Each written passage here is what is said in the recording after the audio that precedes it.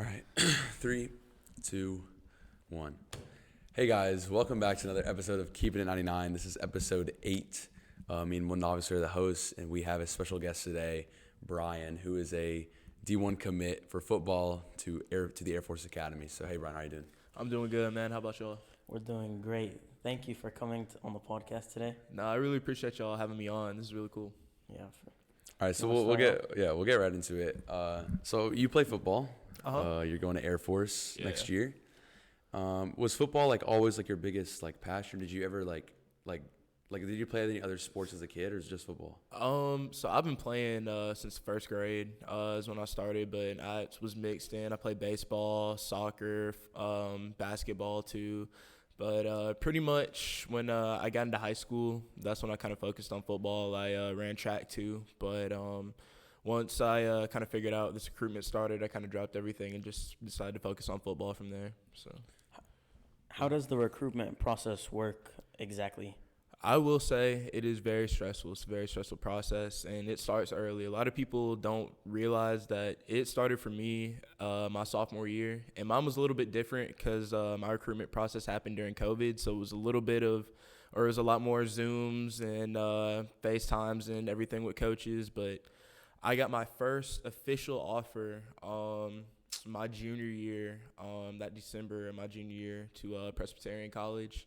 And from there, it kind of just sparked up in multiple colleges. And with the recruitment process, it's difficult because once one school offers you or starts contacting you or shows interest, a lot of the other schools or competitions or rivals, they'll start going after you too. And I especially experienced that with all the military schools. Yeah. Do you have any tips for younger athletes that are maybe freshmen, sophomores, even juniors that are thinking about how do you really get yourself out there so that you can be seen by colleges? The best way that I got myself out with colleges were these camps that are put on, mega camps, just college camps, any recruitment between any of the rivals, 247s, on 3, any one of them, they really help and get your recruitment. That's what personally helped me the best, along with my coaching staff. They kind of reached out to coaches for me, but once I kind of got into camps and they started having them again after the COVID season, that's when my recruitment really started taking off. You meet so many coaches and your name gets passed along to so many people, and you never know who knows who exactly and how long your name does get passed along.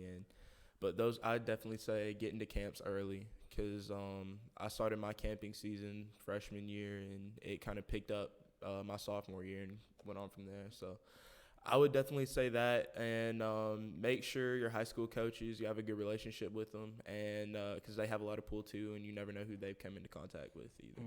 You're a very successful football player, and you have many offers. What made you choose Air Force Academy? So before all the football stuff, I've always wanted to be a pilot, so that was one thing that led me there. But another thing was pretty much if not an NFL career after, there is a guaranteed job, guaranteed 6-figure job as a pilot. That, along with it was one of the most beautiful schools I had ever seen. I definitely say coaching staff too. I mean, it was really nice to see that all of these coaches that are coming back, either one went and played at the academy, 2 were NFL defensive coordinators and came down now. So the experience with the coaching staff, it led me there too. But, I mean, just great school all around. And with the military academies, those are my top 3. And narrowing those down, they all fought really hard. But I think Air Force just showed that they showed a little superiority between them. So and the uniforms are kind of nice. The uniforms are nice too. I will say that. But yeah, I'll say that's what let me out there.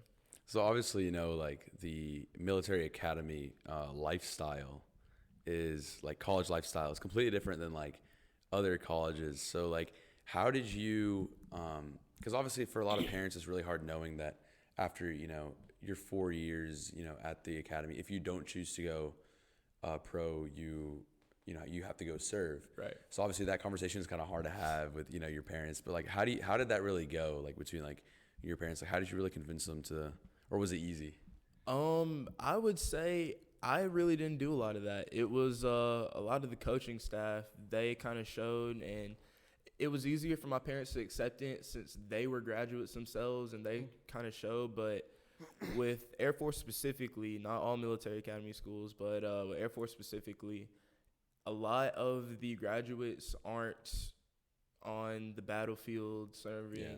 It's a lot more of the technical side, the pilot side, and not everybody has to be fighter pilots. If that's the route you want to take, you can take it, but they were very clear that you determine which route you want to go. If you want to be in the field, you can be in the field. If you want to be behind a desk, you can be in a desk. And so I think that's what kind of wooed my parents over. They were just like, okay, he's not going to be forced to go into somewhere he doesn't want to. He has the options to go here, go here. So I think that's what kind of eased my parents' mind. But I mean, definitely my head coach, Coach Calhoun, he talked to them a lot because he's a graduate himself, and he served a little bit, not in the field, but he decided to come back, and it was just like, it's honestly one of the greatest accomplishments. And on top of that, he started showing some of my parents the graduates of the Air Force Academy, and from there, I even got to talk with a couple of them, and they were just like, it's one of the best decisions they could have made, and they're so happy they did do it. So that's what kind of led them over. During your path of like being D1 or like finding offers, were there any like distractions that you had to get rid of like immediately? All the time. I mean, I will say this, there were definitely some people that came into my life, some people that were in my life that weren't exactly the best for me, and especially when you start getting offers, you might find that there's a new circle attracted to you, but I mean, you got to stay focused and make sure that keep the distractions away, because they will show really quickly that they are distractions and they're not good for you. So that's one thing I had to do, just make sure I knew who was in my corner and who really wasn't, and the ones who weren't had to go. Yeah, one more thing to add on. Did you have any like, did people treat you different, or did you have any like people that leached on you after you got your offers, or was it more of like no one really cared that much? Or it was definitely, I met more people. The leeching, I would say some people tried, but I pretty much tried to focus on my main friend group before I had offers, because they were in my corner. So I did meet a lot of new people, met a lot of new friends, but I made sure to keep my main friends in my corner first, and they never really switched up on me. So, but I mean, definitely I would say there were a lot of new people, and if you aren't careful, that can lead you down to a dark path, but just remember who was in your corner first before all of it. No, I like that answer. I feel like friendship is one of the hardest things to like navigate throughout high school and into college. Obviously, we've never been to college, but I can assume that. So it's a good thing to know that you've stayed focused with your friend group, and you've really kept it tight and kept it close. That's a really good thing. But just moving on, what would you define football is to you? I mean, truthfully, it's been one of the biggest blessings in my life. I mean, it's given me a type of structure that I've been able to take, just not into football, but I mean, things like personal skills, manners, stuff like that, and just communication skills. It's given me things that I can just take into the world. And I mean, for any young guy growing up, I definitely suggest it. I mean, it's taught me so much. It's given me such a good friend group, such good teammates, and most of my teammates from River Ridge, we've grown up since I started playing in first grade together, and we've been playing ever since. And so they become some of my best friends. And I would definitely say that football to me, it's kept me grounded, because I mean, it's kept me out of trouble. It's kept me focused, and I mean, now it's a whole new world it's about to give to me that I don't even know about. So I mean, I definitely say it's one of the greatest things that's ever happened to me. I will love it, and I don't think I'll ever stop loving it. Yeah, did you ever like throughout playing football, like throughout your whole career, did you ever like doubt yourself or like feel like quitting ever? Or I did. I mean, pretty much until the recruitment actually started happening, I never saw myself in this position. But I mean, especially my freshman year, I had some interesting times with football, and it almost led me to quitting and transferring schools. But I kind of got grounded from there and pushed forward. And once I pushed forward, it is definitely, things aren't always going to be flowers and rainbows. It's going to get hard sometimes. But when I finally pushed forward out of that kind of area, that kind of slump, it kind of took off from there. And it showed me, like, I truly do have a love for this game. I truly do have a passion for it. So I can't stop now. And obviously that motivation is like very hard to find, not just like on the field, but off the field, like when it comes to school, when it comes to, your personal life and stuff. So how would you say that you like overcame that lack of motivation, or really put yourself in a place where you could always become motivated? I would have to say, one, going back to my friend group, but two, most definitely just the school in general. I mean, it's a lot easier to go through classes, go through all the AP tests, having to study for homework, having to go through practice. But then you're hearing your classmates next to you, they're talking about the game, they're talking about something that you've done, they're talking about how good you're doing, and they're talking about how they're excited to see you succeed. It makes it a lot easier, especially last year when we got pretty far in the playoffs. I mean, it seemed like everybody was just more tight-knit as a class because of our success in football, and everybody was just happy for us. And, seeing that you're inspiring other people. I've had a lot of middle schoolers and elementary schoolers come up to me and tell me they're looking up to me. It makes it a lot easier to know that you have people that are looking at you to succeed. They want you to succeed, and it kind of gives me that motivation, like, okay, I can do this. People believe in me. People have the heart to tell me, like, I am a role model. So, I mean, that makes it a lot easier, and it kind of gives me the motivation to, keep going when it gets tough. Yeah, when you hit the field, or whenever you like get on the field for practice or game or something like really important, what does your mindset look like? Well, like, how do you feel? I would say, especially for game days, it's lock in. I mean, you have to lock in to know that you can, or everything you've done in practice, all the film you've watched, it's time to show it now. It's time to show everybody that you are the player you're meant to be. You are the player you say you are. So, I mean, it's definitely a time to prove myself. And during practice, that's especially a lock-in period, because I'm trying to learn everything to make sure that I can go and prove myself. So it's definitely a mindset, and it becomes a lot easier the more you do it.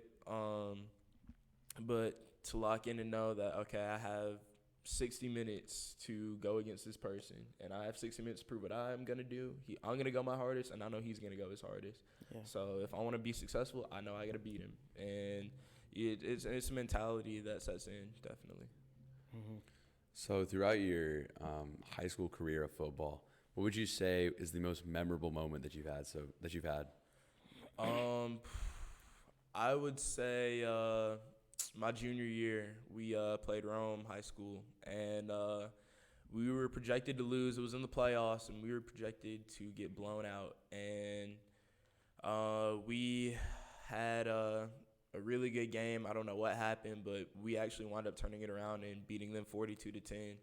And it was one of my best games played. I would have to say another memory would be the game before that. We played Kennesaw Mountain, and a really tight game.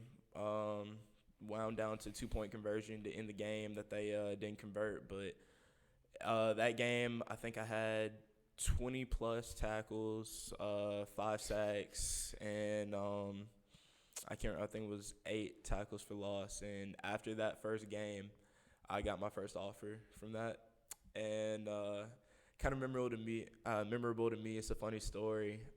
I think the reason why that game was so good is because minutes before, we were warming up because the school had shut down that week for COVID, but we still got to play. So we had to come to the school early, and we were lifting weights, and a weight dropped and cracked my phone. Oh. And it made me so mad that I think I just took that anger into the game and wound up getting my first offer from it. So, Did you get the phone repaired after? I did get the phone repaired after.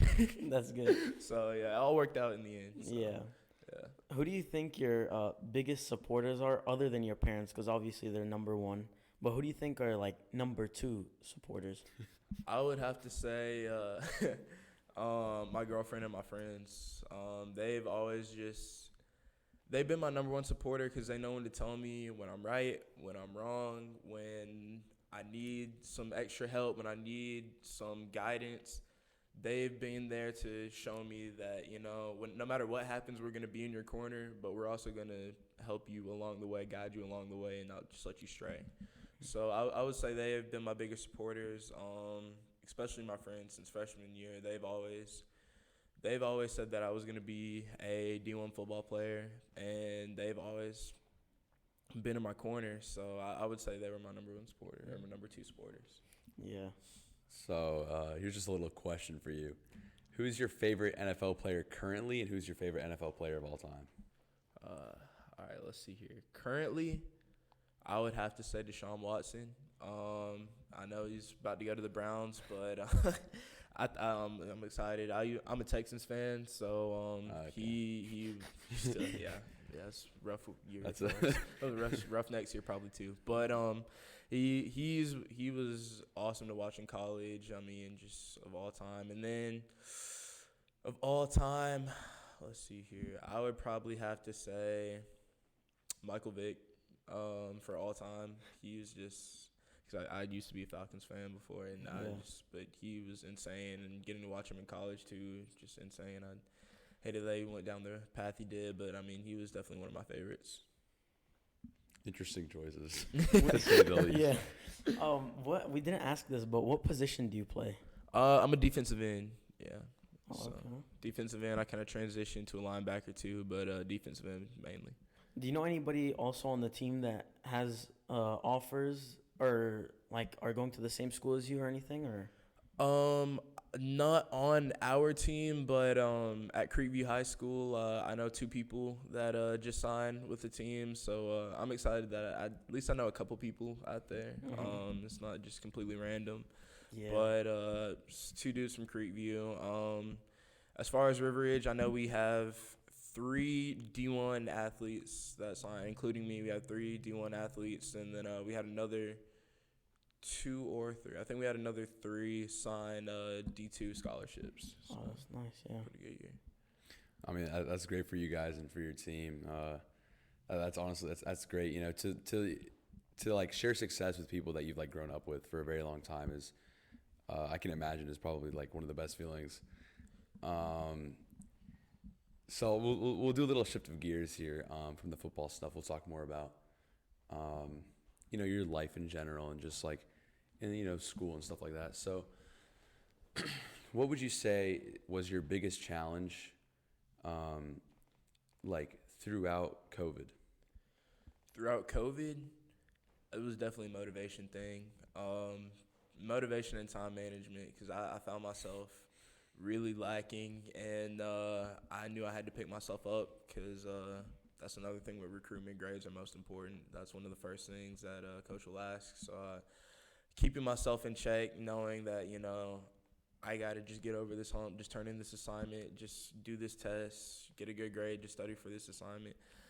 I mean, that was one of the biggest humps for me that I had to get over, because, I mean, there were points where I'd just be like, you know what, I'm not feeling it today, and I'm not feeling it this week, and I get behind. So I think that was one of my biggest challenges that I had to face during COVID, and, especially the time when I wasn't able to see my friends a lot. That was rough. We found ways trying to communicate over like Zoom or FaceTime or Skype or whatever, but I mean, just not being in person with everybody, that was another challenging thing, and not even to have those personal interactions. Yeah, I was gonna say that. But how do you think like the transition from being online school and COVID, all that, to senioritis, how has that been? Senioritis has been rough. It is very real, but it wasn't as bad for us, because with us, we went into our COVID year, but we started back our normal junior year on time, so I kind of got to have a little summer break in between. But definitely coming back in person, it was weird because, one, I was getting to see people again. I was getting to interact with people, and I felt like I kind of let that take a little bit of a priority than my grades when I came back to school. So that's one thing I had to fix. But I think just the biggest transition would be having to interact with teachers again, knowing that, okay, I can't just sleep through this lesson. I can't just watch this video or Kahoot it. You know, I actually have to pay attention. That was a big problem for me that I faced. But, I mean, it took me probably first half of the semester, and I kind of got over those problems and made it easier to transition back into it. Yeah, how did you like stay committed like to school? Like how were you so like focused? I mean, my parents definitely helped me, but I mean, it was just knowing that at that point I was talking. I hadn't been offered by any schools yet, but I was talking to some schools, and they had noticed a trend between all their players and all their recruits that grades were falling, so they were just heavily mandating, like, please keep your grades up. This is one thing. It's so important that we need you to do. If you want to come here, you have to keep your grades up. So that helped a lot. Because obviously, motivation and time management, even after COVID, I know for me and a lot of my friends, is a really hard thing, to come by and to really stay motivated. Especially for me, time management is something I struggle with. I've always struggled with. I know one that struggles with it a lot. Yeah, definitely. With his 12 hours of a day on YouTube. Not even, dude. I just napped his 19 hours on his phone on Tuesday. So obviously, it's a very hard thing to like overcome. But do you have any time management tips? Make a schedule. I mean, what I do, I like to, as soon as I get homework assignments, I'll put them as reminders in my phone so I can make sure I don't forget anything. But I mean, just make a schedule, know and plan. If you know you're going to have a long practice one day, if you know you're going to have some type of social event, make sure you can space out on the other days. Or in some events, you're just not going to be able to make. You're going to have to cancel. But whatever you can do to just get the job done, just make a schedule, plan, opportunity cost, big thing. I mean, just knowing that you're not going to be able to make everything. You're going to have to pick and which ones are important to you. So, I mean, that's one thing that I had to get. Yeah, this question's going to be a little off topic, but like, who was your favorite, like, who's your favorite teacher, like, in the whole school, like, in all of River Ridge? I would probably say she's gone now, but I had her my sophomore year, Miss Hamilton. She was my lit teacher, and she was one of the greatest teachers I've ever had. I mean, just really helped me, was very understanding with any work I had, but just overall just, cared about her students and just made sure that each and every one of them, no matter what was happening, no matter what was going on, they were going to make it. I mean, they were going to ace her class. She was very helpful with me. And at times, when things would get rough, because I did have her for 2 months during the COVID year, she would make sure she would, like, just get on Zooms with her students, and it just wouldn't even be a work day. It'd just be, talk about your feelings day. Just make sure you're okay day. Mm-hmm. And I think I haven't seen a lot of teachers go that extra mile, so that kind of pushed her over into the best category for me. So, I mean, just how caring she was for her students, I'd say her. No, I feel like one of the hardest things for student athletes, both to like have and to talk about, is like mental health. Like having a good mental health is one of the hardest things, and it's like something that like no one really talks about. Right. So I don't really know where I'm going with this. But have you struggled at all with your mental health during COVID? I was gonna ask that, but yeah, I didn't know if I wanted no. I really wouldn't say during COVID. During COVID, it was more of like a boredom thing. It wasn't more of a mental health thing.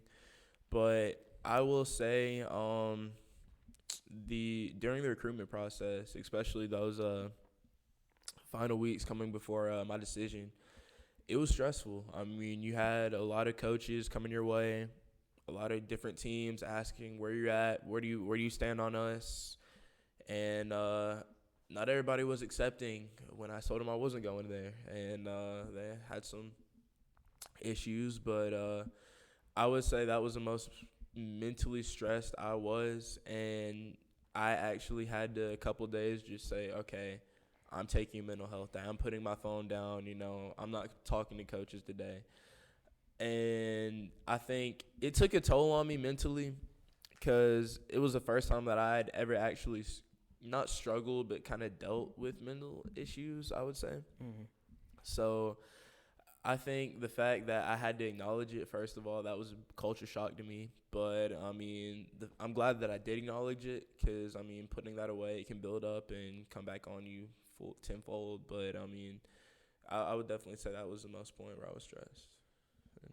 Yeah, because obviously mental health is a very, not even just among student athletes, but people in general these days, depression rates have been rising, skyrocketing in the past 10 years. So it's a thing that people, especially like us guys, we don't really like to talk about it a lot. Right. So I appreciate you opening up about it. But it's something that obviously like a lot of people struggle with, and a lot of people, struggle to talk about. So thank you obviously for that experience a little bit. Also, one I noticed you have a list of goals. Those are goals, dude. I need to achieve them. List of goals, and that kind of reminded me of a question I have for you. Did you ever write your goals down like this?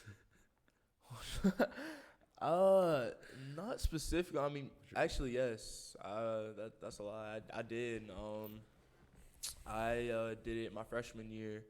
I had one. I created a list for goals in high school, and then I created a list for goals just beyond that and career-wise. So I've definitely had a few. Now dates and everything, I haven't done that. I've definitely had a few goals in the high school, and I pretty much crossed everything off the list. Looking to get into the future one, but I've definitely thought about it and had to say, okay, where do I want to take my life? Where do I want to go with all these things? How far do I want to take some things? So I would definitely say it's helped me to stay focused too, because, I mean, when you see your goals like that sitting on your phone, it motivates you. So. No, I'm actually really proud of you for writing them down, because writing down your goals is actually like a very, very positive thing. I noticed for myself as well. I don't know about putting it on. Do you write your goals? Yeah, I don't know about putting it on my lock screen, but definitely. I mean, I have to remind myself every day. I wake up, I got to remind myself, this is due this date. I have to do this at this time. No, you don't got to read it. All right. Be monetized after. So we're going to be monetized by the 16th, July 13th. That's his I mean, it was a random one, so. Okay. July 13th. And then it was like. Wait, you're saying we're going to be on episode 60 by Dude, July 13th? Yeah. We're going to do so many episodes, bro. Like, this is currently episode 8. Just want to bring you back to reality. This summer, we're going to do like 3 episodes a week. Stuff like that. It's not going to be like now where it's like an episode a week. Did you do the math? No. Okay. Because you're completely off. It's okay, Munda. By episode 60, yes, we should be monetized. Hopefully. As long as you guys keep watching and sharing with your friends. No, but back to the goals thing. It's obviously a very important thing to write down your goals, and thank you, Munda, for no problem sharing your goals with me. I really appreciate it. Of course. Just to put the topic into a different further the topic of goals. Do you have any like long-term goals, like 10-year, 20-year goals? I would say that definitely just being a pilot and being the type of pilot that I want to be. I want to be a commercial pilot for Delta, and that's kind of motivated me to just keep my head straight and definitely stay in, because I know going into military school is going to be tough. It's not easy, but I mean, I know if I have this end goal, this school can put me there. Mm-hmm. And I know that I've kind of set myself up to be successful and achieve that goal, but I actually have to just do it now. Like, I've set everything up. I have to just follow it through now. So, I mean, that's kind of pushed me over. And then definitely just kind of a goal of mine. I've always wanted to own my own house with my own family. And that's pushed me. I know if I do have my own family, I want to make sure that we can be successful. So, that kind of strives me to work harder. And definitely it's going to help me keep my focus in college to make sure that I can be the successful person and be the pilot I want to be. So that's helped me with my goals. Do you have any long-term goals? Do I have any long-term goals? Yeah. I don't know. I haven't really sat down and had a. Do you have anyone though? Yeah, I want to be financially free, dude. Actually, that was the topic for last night, right? That was the topic for I should have the won. talk last night. Yes. It's okay. But yeah, I want to be financially free by like 28, something like that. 28. Wow. Yeah, finish school, finish college. 28. That's actually really doable. Yeah. You're saying like no debt by 28? No, like millionaire, no debt, something like that. Okay. Millionaire, no debt. 28. Wow. Millionaire, It's a big no goal. debt. That is a huge debt. 28. Or actually, I'm gonna be in debt because I'm gonna have like a lot of properties I'm gonna own when I'm older. That doesn't make you in 'Cause- debt one though. You have to have loans on them and stuff. Yeah, but aren't you like in debt when you buy assets? I mean, you don't have to be. Yeah. So let's say you I mean, have let's $2 million. say- Hold on. Let's say you have $2 million. Okay. You buy an asset for $1 million. Well, you're You're not not gonna be in in debt, no. But you're gonna. Personally, what I'm gonna do is I'm gonna take a loan from the bank to buy an asset. Yeah, it's how a lot of people buy their houses. Well, that's not what I'm gonna do. I'm gonna get the money first. I'm gonna keep the money stored, and then I'm gonna get a loan. Why? So I could just. I'm gonna listen. I'm gonna build up on the bank like loans and stuff, and then I'm gonna take it down to my kids. No, I'm just Okay. Whatever works. You know, I'm still thinking. I'm still growing. So hopefully by next year or something, I'll have everything sorted out. So actually, because so if you guys don't know, Munda's the one who knows Brian. I met him a minute and a half before we started recording. So how did you guys? Because you're a senior and you're a little freshman. Yeah. So how did you guys meet?